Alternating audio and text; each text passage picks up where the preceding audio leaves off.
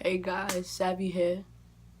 Alright, I made 2 videos previous to this one, so if you guys could go check it out for me, like, comment, subscribe, that would be amazing. I really appreciate people that has checking me out. Just subscribe to my channel, show me support. I really appreciate it for those who've been rocking with me. Thank you, really appreciate it. So this video is gonna be my coming out story. Alright, and guys, I live right by a train, so just be like mindful, just bear with me, okay? Alright, so I would say ever since I was young, I always knew I was gay. But because, probably got, I say, I can use one hand on how many gay cousins I have. And it's not really a lot of them.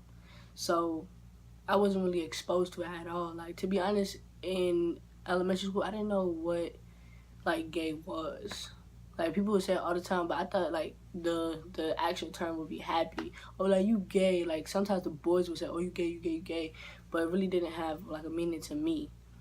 And I say, first grade, I had the biggest crush on I think she was my English teacher or my math teacher, I'm not sure, but that was, my homeroom, basically, and I had the biggest crush on her, and she was married, and she had a kid.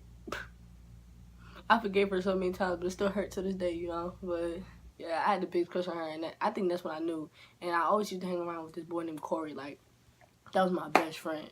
In elementary school, I sung, he rapped. That was the yin to the yang. Can never break us up. It was always us together. And it just, when me and him would talk, it would just be like, oh, so you like girls? I'm like, yeah, I think I like girls. And we would be talking about girls the whole time. We'd be in the lunchroom talking about girls. We'd be outside talking about girls. And then when I came around my mom, I'm like, I love boys. Boys are so cute. He's so handsome.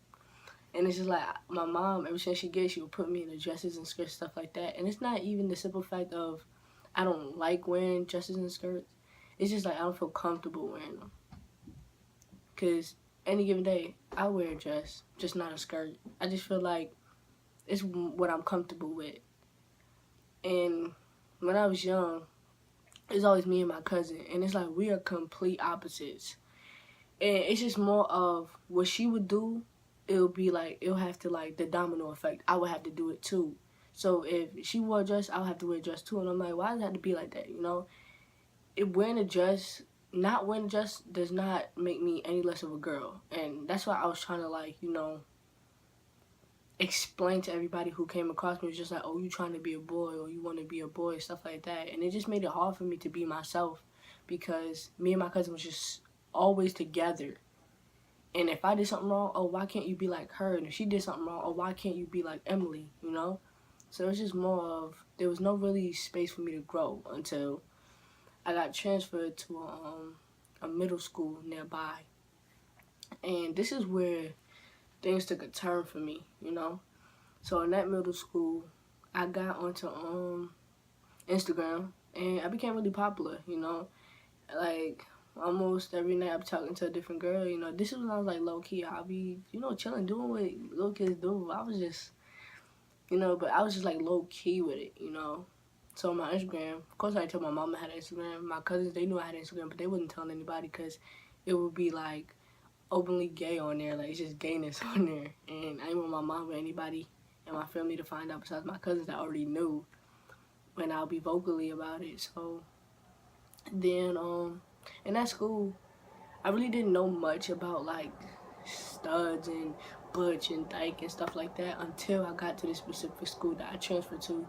And it was just every day I'd be asked questions, and I was new there. I came in late to the end of the school year, and it was just oh, you a cute stud. And I'm like, huh? It was oh, you a dyke. I'm like, what? What are those? What are all these words that they throwing at me? And I'm just I don't know. It just made me really uncomfortable because I felt like it was just nothing but labels being thrown at me, and I didn't know what it mean.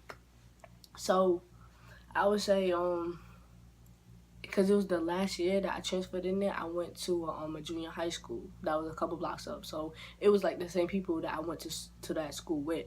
So in that school, that's when everything just, I think it took a turn for the better. It made me feel more comfortable about myself. But in the 6th grade, I was in an all-girls class, and I won't say it was the worst experience, but it made me reevaluate myself, and it made me just like, it put me in a dark place because it's like a reminder of who everybody wants me to be and who I want to be.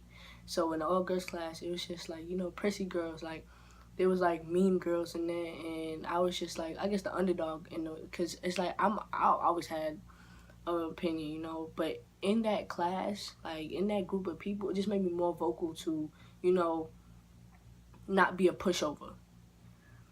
And it's just like a lot of things unravel for me, you know. So long story short, like not long story short, just moving on. With the whole Instagram thing, I guess like people just found me attractive. I had talked to a lot of girls, you know. I was on my whole antics, chopping it up with whoever. Not ugly girls though. I had my preference. I had standards. I talked to whoever I want, you know, and I was just getting the attention that I didn't seek anywhere else. And it made me feel better about myself. Like, okay, I may not be getting attention here, but I'm getting everywhere else, and I'm feeling okay, you know. People that actually think I'm beautiful, people that actually think I'm cute, and I feel the same way about them, inside and out. It wasn't just about looks, and it's just like the people that I surrounded myself with, they wasn't intellectually like on my level, you know. We couldn't talk on our future, on how we see ourselves, you know, within ourselves. You know, we couldn't just like talk like that. It just always be like, oh, who that bitch over there? Oh, she wanna fight and stuff like that. That's how they talk. Me, I'm just more like, you know, on a yo, you know, do mermaids exist? Like stuff like that. Like I'm just like I look into theories and stuff like that. I'm just like all over the place, and I like that. I can't just stay with one thing. So I'm talking to other people, like, that's when Kick was popping. I was talking to people on Kick, like, here and there, like, getting numbers, FaceTime, stuff like that. So, then, it was just, I was, like, low-key with it, you know? I've been chilling, you know? Then, this one time, my mom broke her phone. I think I water damage or she dropped it or something. It just stopped working, so she needed to use my phone. And my phone was just going off. One thing about my mom is that she was strict on, like, bedtime. You know, say if I would get in trouble at school or something like that, or I'm taking your phone. Or say if I was, like, back talker, I'm taking your phone. My phone was my life, so I'm just like, okay, I won't do it again, you know? So she would take my phone and I wouldn't, like, see it for, like, weeks to months. So this time she used my phone, and she was very high on bedtime. Like, after 9, no phone, off. Nobody should be calling you, nobody should be texting you, and that person was just like, it was like, man, people blow me up, blow me up, blow me up. And she's just like, oh, tell your friends, cut they shit and stuff like that. And I'm like, all right, yo, good night. I gotta go to bed. Stop texting me for me.